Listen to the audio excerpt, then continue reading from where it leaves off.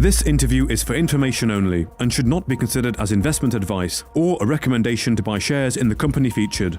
Welcome to this Stockbox interview.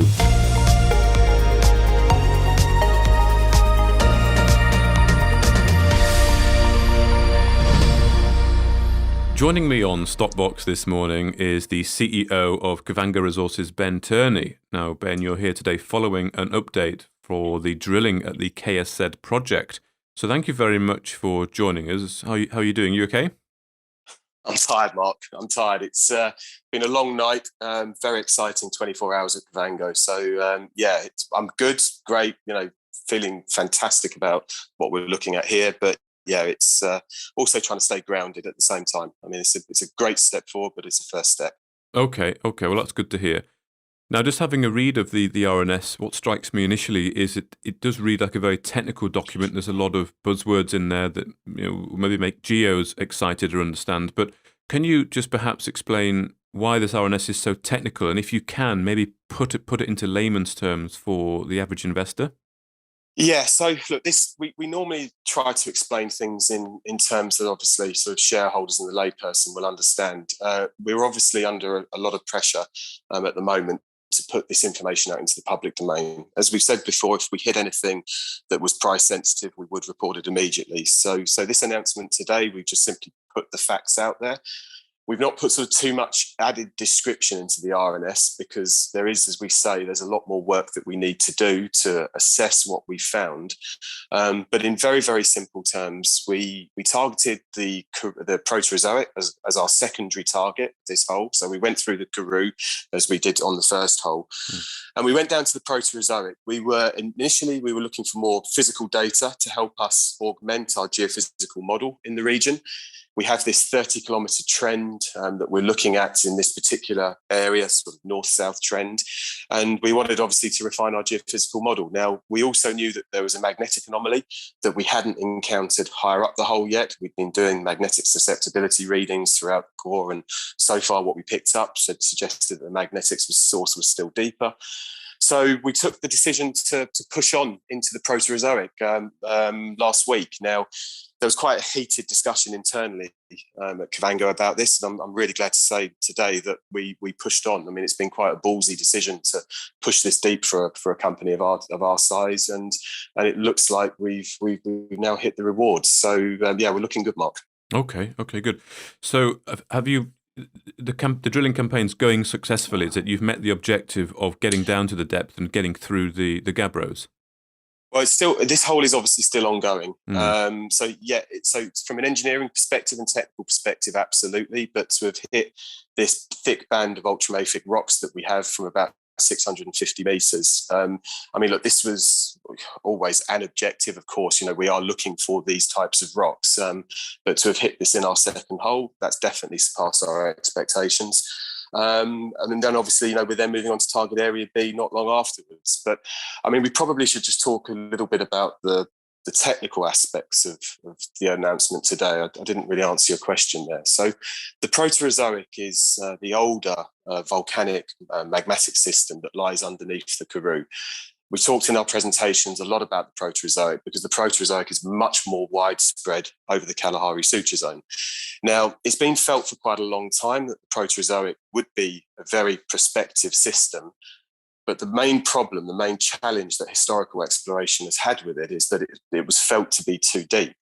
So for us to have encountered Proterozoic at 650 metres, that's potentially quite a big step forward in the Kalahari Suture Zone, and it's certainly going to give us sort of pause for a bit of thought while we think about what our next steps are. But for the time being, we carry on drilling, we get the core samples to surface, we then obviously send those off to an accredited international laboratory for assay testing. But there are already, we can see a number of very encouraging indicators. We can see clear differentiation, which suggests at least two major pulses of magma with what we've encountered so far. We can see chalcopyrite, so we can actually see the chalcopyrite, which is which is copper sulfide. That's in the in the core samples we're looking at. It's obviously too early for us to say anything about grades or bulk or anything like that. So we're not talking economic discovery at this stage. We have to be very, very careful what we say here. But the fact that we have these visual indicators, we've hit these ultramafic rocks as soon as we enter the Proterozoic, it's looking very, very interesting. Okay, and how encouraging is it that you've got the visible sulfides there? I mean, is that what you were hoping? Is that what you were looking for? I know it's too early to say. You have to go through assays, but is it an initial very encouraging sign? Well, I mean, look, making the judgment call on whether this is price sensitive, I think this is really the deciding factor. The fact that we can see those visible sulfides. Remember, when we set out on this campaign, it was all about proof of concept. We wanted to get the physical data to help us prove up the KSZ's potential to hold these major nickel or copper sulfide bodies. So the fact that we've encountered copper sulfide it's a very encouraging lead. Our guys are very excited about this. We're going to have some of our technical guys come and do some media over the next few days, but right now they've got their hands full because they're obviously looking at geology porn. We've got them rocks from 700 meters below the surface, so they're having the time of their lives with this. Okay, and but some media on the way in terms of some sort of pictures of the core, perhaps. Yeah, again, look, we're going to make a decision on that. This is all sort of very fast moving. We haven't decided yet if we're going to publish pictures of the core, because what we don't want to do is mislead anybody. I mean, obviously, if we put those pictures out, we are obviously extremely encouraged by them, but they haven't been technically verified just yet. This is all happened in the last 24 hours. My preference, as always, is to inform our shareholders as much as possible, but I want to do so in a way that we do provide enough context and we caveat what we say. So, I mean, look, it would be great to share what we've seen so far, but we'll be taking a bit of advice on that later today. Okay.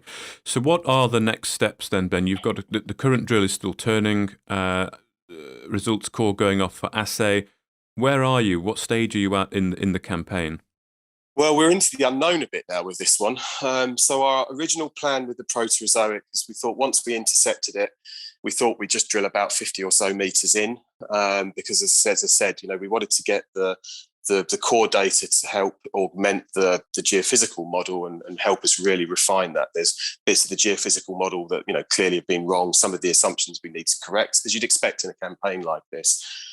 However, now that we've hit these ultramafic rocks, and we've got this visible chalcopyrite, I mean, I think we have to keep on drilling. So right now, I don't know how deep we're going to go. The rig can probably get us down to just over 1,000 meters. If it comes to it, I think at that point we'll then reach a technical limit. But it will all depend on sort of how the next few days go. They're doing a shift change at the moment, so drilling will start again at 6 o'clock this evening. That's another reason we got the announcement out today, because we felt this information had to be put out as quickly as we could. We'll then obviously cut the core samples, and we'll send samples off to the laboratory we use in South Africa for assay testing. And in the meantime, we'll mobilise the rig up to Target Area B. Now, we're obviously extremely excited about Target Area B. We're going to be releasing some new interpretation that we have of this target and some new visuals. Those will be coming out in the next few days. But I mean, one of the other main objectives with the current drills was to enable us to, effectively get 2 practice runs in before we went for the big target up at B. So we've learned a hell of a lot about drilling conditions, and Mindea equity drilling, they've done a fantastic job for us. So we then move on to what was always our most exciting target. But right now we've hit something unexpected that is looking really, really good. Okay, good. And any idea on timescales for getting the results back from the lab, the assay results? It will be as quick as we can. I mean, this. I know everyone wants sort of results quickly. They want sort of these value events as catalysts for share price movements. But from our point of view, doing this operationally soundly is the most important thing. So we will, of course, move through this as quickly as we can. I mean, above all, we want to see. Well, we want to understand more about the sort of the makeup of these rocks. We want to look at the whole rock analysis. We want to understand more about the geochemistry. We can see visually that there's a lot to be very interested in. There are a lot of leads for us to pursue. So we will move through this as quickly as we can. But in terms of timescales at the moment, I just simply don't know. Okay. And in terms of then how you were feeling and how the team are feeling, can you give an idea, apart from feeling tired, as you alluded to at the start, it's very hectic work, what's the general mood at the moment in Kavango? As I said, I mean, it's great. The guys on the ground are jumping up and down with excitement. I mean, they were sort of out to the rig first thing this morning. Drilling stopped last night at 12:30 as part of this shift change I mentioned. I've had 4 very animated conversations already this morning about, sort of what we're looking at and what the potential is. There are all sorts of ideas flying around and next steps to take. It's great. I mean, it's been this campaign. It's these holes have been challenging. Obviously, the market reaction to the news we've put out so far, that understandably, caused the mood to be a little bit low. No one likes the share price going down. I mean, overall now, I mean, this is what these guys are all here for. This is why they've pursued these careers. So it's a good, very, very happy mood at the moment. Okay. Well, Ben Turney, the CEO of Kavango Resources, thank you very much for giving us that update today. Thanks for having me, Mark. Thank you for listening to this Stockbox interview. For more information, interviews and videos, visit our website at stockboxmedia.com or give us a follow on Twitter by searching @StockboxMedia.